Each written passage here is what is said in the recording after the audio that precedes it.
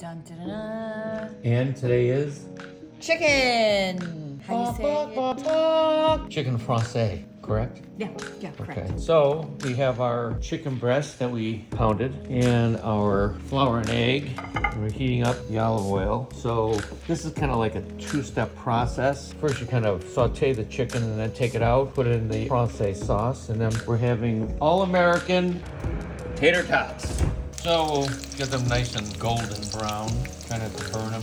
We're looking nice and golden brown here. Got two more going right there. So first was the chicken cutlets, pound them and tenderize them, drench them in flour, then egg, then put them in. Chicken 165, so 2-3 minutes on each side, then flip them. And then Mel's got a lemon, parsley, chicken broth. Can't forget the white wine. There it is. No, that's that with these. Butter. Okay, here we go.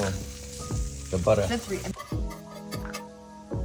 We're just gonna use our flour here. So a cup of chicken broth. And do half a cup of wine.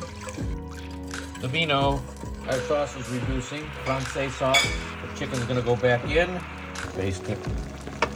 Right or wrong, that's what I'm doing. Looks pretty good. Yeah. Mm-hmm.